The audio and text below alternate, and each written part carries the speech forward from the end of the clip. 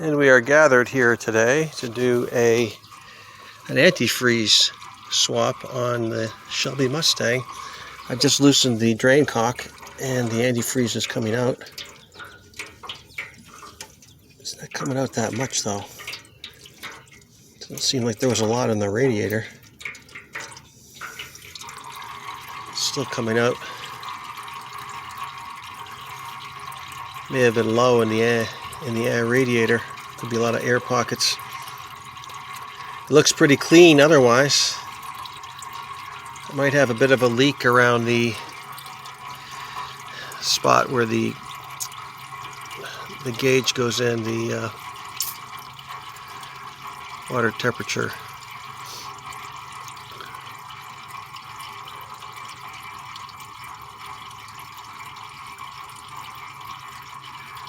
A little thermostat housing could be leaking on one of the lower bolts. I've seen a little bit of antifreeze pooling in that area right there. So that could be coming out of the lower bolt around the thermostat housing. I don't even know what thermostat's in there, if it's in at 180 or 160 or what have you. But it's supposed to be beneficial to clean or replace your antifreeze once every 2 years or so, unless you have the extended variety. I know the technology's changed, and they claim that you can have extended antifreeze inwards in your cooling system for up to 10 years. That seems a little bit drastic. It's not something I would do, but I haven't changed this in, well, I've never changed it. So, and as a caveat, always check the experts. Assume that I don't have a clue what I'm doing and take it from there. But we'll let this drain for a while. Bought the whole kit too. Don't know that I even needed that, but I bought it anyway to burp it and get the air bubbles out. I guess a lot of guys, they will just put a regular funnel on and duct tape and just squeeze the hoses and squeeze the air out. But I went whole hog on it. I got the concentrate antifreeze from Napa, so I'll mix it 50-50 with distilled water in that gallon jug, and we'll see how it goes. Hopefully the car runs a little bit cooler.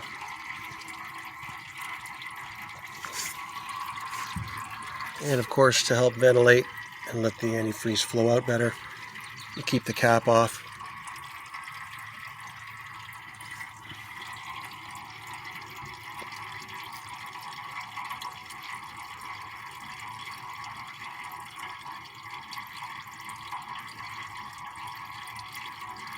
It keeps going.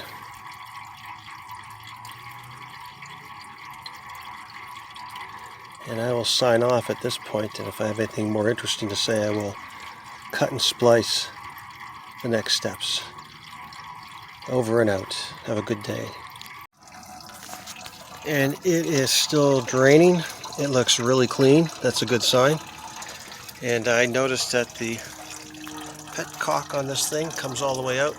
Some of them don't. Some of them are held in place. You can only turn it so many times.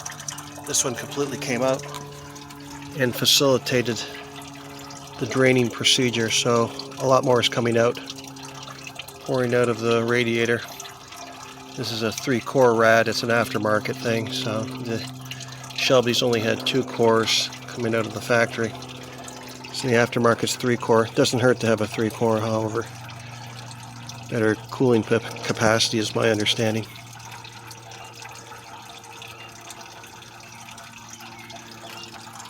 Isn't that a lovely sight to behold?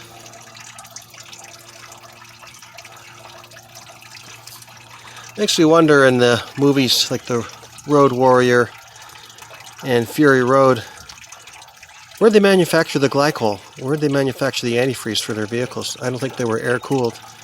Do they have a separate facility where they did that? A few inconsistencies, if you will. Still great movies, however.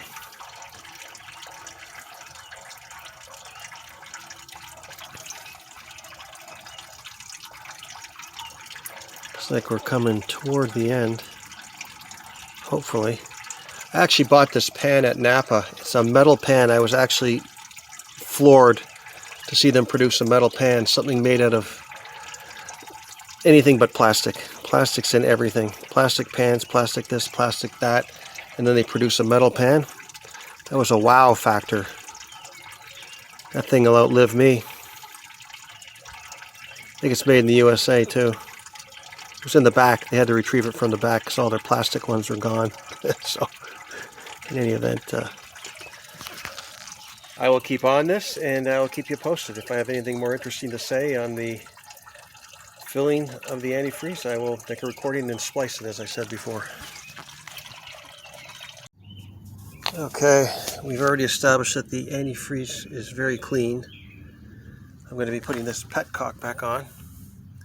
And I bought this contraption here. Probably not needed. It's overkill. But it comes with different size spouts. And apparently this is how it works. You put this, the blue one fits on the Shelby radiator. It goes in there with the gasket facing downward. So it fits right in like that. And it has different size caps. Like a normal radiator cap like that, except it doesn't have any pressure, and you just turn it like that, lock it in place, and then this bucket fits on like that. And this is the little cap. When you want to squeeze the air out, you squeeze it, and then you can plug it like this, and that holds the excess antifreeze, and then you can remove it quite easily and dispose of it. So we'll see how that goes. I'm going to sign off for a moment here, get my protective gloves on, because it is antifreeze. I don't really want it on my skin. Not something anybody wants on their skin or consuming it, that's for sure. It's very dangerous stuff. And I will sign off for now and splice as appropriate. Okay, here's the setup. It's regular green antifreeze, nothing special. Green antifreeze coolant. It's going to be a temporary fix because down the road I'll change this out in another year or so, maybe less this time. And I have a bottle of distilled water. I will do a 50-50 mix using this funnel to pour the antifreeze in, mix it with the distilled. So it'll give me about a gallon. I'll probably need a second gallon, maybe another half gallon, so maybe 2.5 gallons of it. We'll see. Time will tell, but this is the setup. I can't do it with one hand. I will have to sign off and edit where appropriate. As it turns out, it seems I can do this with one hand, so I will try this with the distilled. I'd say that's about half in the container, a 1 gallon container. So I will pour this distilled in, hopefully not spill it. There goes the distilled, just filling up. Make a nice gallon of 50-50 antifreeze. Fun stuff. A little more. And we have liftoff. That's pretty stuff, isn't it? I like that green. If you read the instructions on the antifreeze container, it gives you the cooling system capacities, and then also gives freeze and boil points. So if you have a 50-50, freeze down to minus 34 Fahrenheit, boiling point 265. 60% cooling system capacity freezes down to minus 62. If you have 70%, then it's down to minus 84, 276 boiling point. But I'm going with a 50-50. I don't really live in those extreme conditions, and I don't think it's going to get that hot under the hood. So that's what it is. And we will pour this precious fluid into the radiator, hopefully without spilling it. Looks like it's ready to go.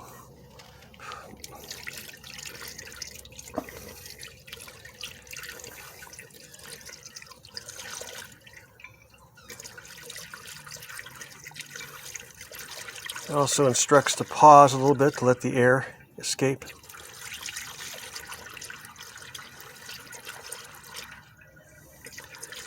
Seems to be accepting it readily, eagerly. Thirsty coolant system. And it's a beautiful green. Lovely, lovely, lovely. Like the Incredible Hulk.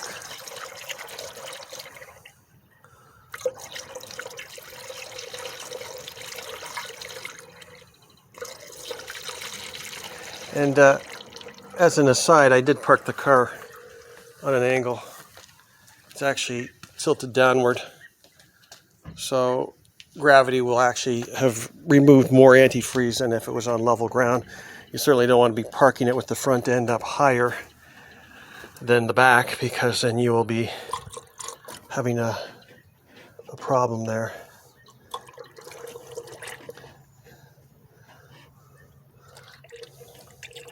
It's like a little bit of an escape there. It's an imperfect world, isn't it?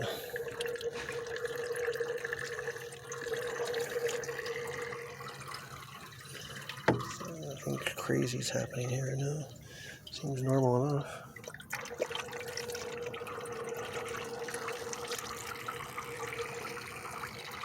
You can hear air trying to escape.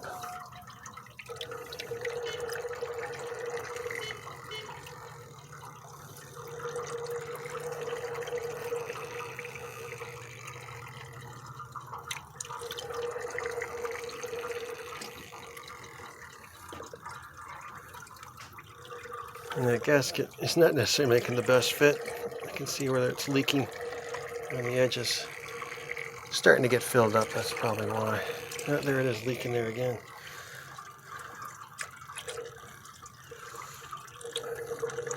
It is the right fitting though.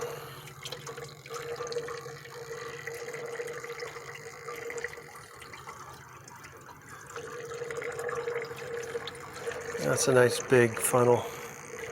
So I think it was worth getting. It was like $40 for this crazy thing. But still does a pretty decent job. Some may take issue with it, seeing that it's leaking one part of the radiator here.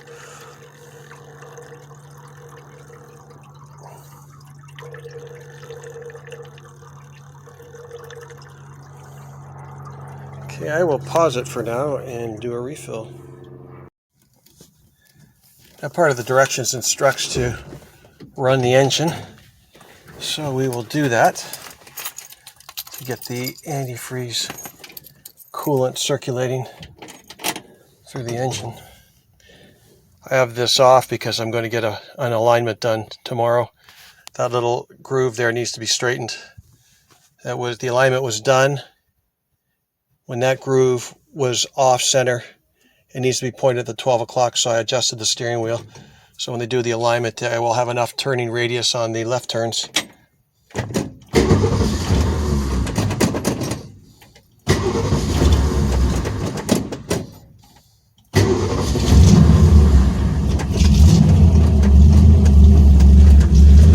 Come on, keep going.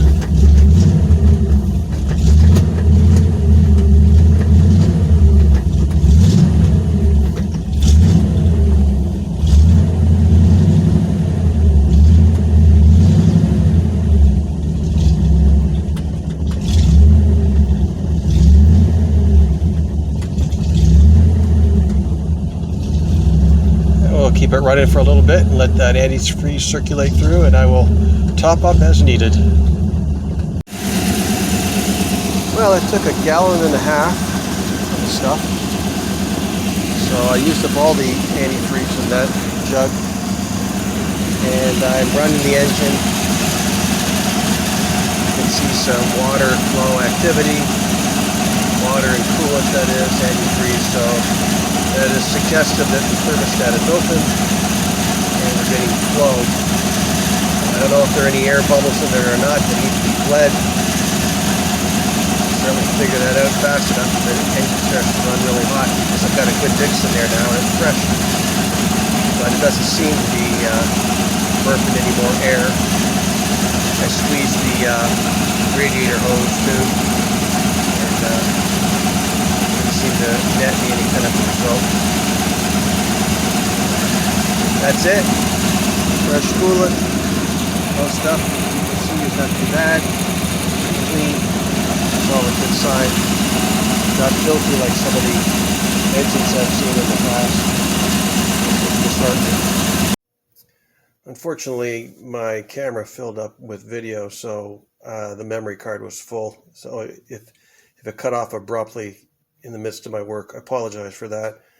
But here's the closing remarks. I was able to get the antifreeze changed out, and the amount that was removed was the same amount that went in, so everything balanced out. It wasn't a situation where I had more antifreeze come out than what went in, or vice versa. Everything was perfectly balanced. And I also had purchased another radiator cap. This is more like an OEM style, and it's always a good idea to replace the caps from time to time. And I took the car out for a little stress test, and it ran very well. This seems to be running a little bit cooler now. And that said, that concludes the video. Your mileage may vary. I make no warranties express or implied that your results are going to be the same. Do your due diligence and assume that I am an idiot and I don't have any idea what I'm doing. All right. Have a good evening or morning, as the case may be when you watch this video. Take care.